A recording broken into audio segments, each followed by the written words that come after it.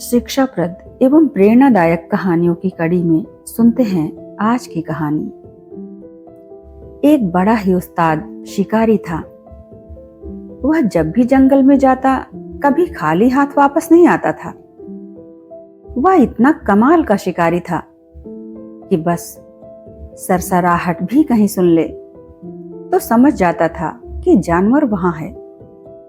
तीर चलाता और जानवर को ढेर कर देता था। उस शिकारी का एक छोटा बच्चा भी था। 5 साल की उम्र हो जाने पर वह अपने बच्चे को भी ट्रेनिंग देने लगा था।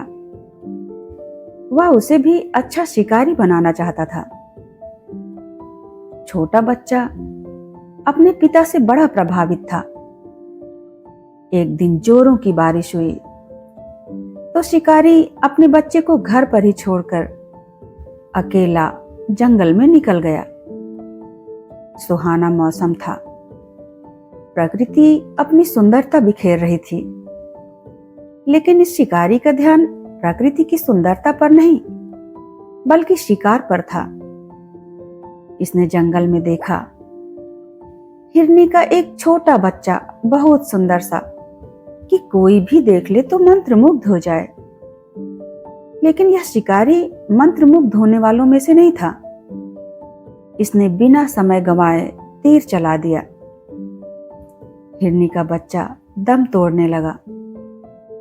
तभी कुछ सेकंड में उसकी मां दौड़ करके आई और अपने बच्चे के घाव को चाटने लगी। उसे मालूम था कि शिकारी दूर ही खड़ा है, लेकिन आज उसे शिकारी का डर नहीं था। शिकारी खुश हुआ, एक और तीर चलाया और उस हिरनी मां को भी मार दिया। तभी अचानक से शिकारी को एक और आवाज सुनाई दी। एक झाड़ी से सरसराहट की आवाज आ रही थी। उसे लगा एक और हिरण है। 3 शिकार का सोचकर उसकी खुशी का ठिकाना नहीं था। उसने आवाज की तरफ निशाना साधा और तीर चला दिया। तीर जाकर के लग भी गया। दर्द से कराहने की आवाज सुनाई दी, लेकिन वो आवाज किसी जानवर की नहीं बल्कि इंसान की थी। शिकारी दौड़ करके उस दिशा में गया। देखा तो वहां उसका अपना बच्चा जमीन पर मरा हुआ पड़ा था। वो छोटा बच्चा जो अपने पिता को खोजते खोजते जंगल में आ गया था। शिकारी ने अपनी ही कला की वजह से उस छोटे से अपने ही बच्चे की जान ले ली थी। उसकी आंखों के सामने उसका बच्चा दम तोड़ चुका था।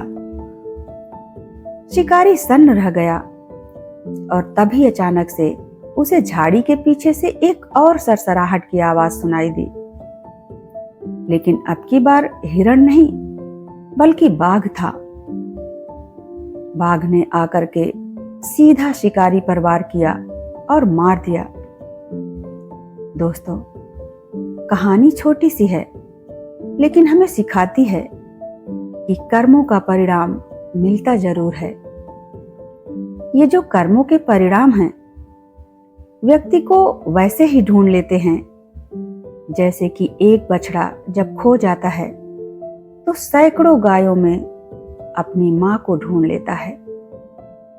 धन्यवाद।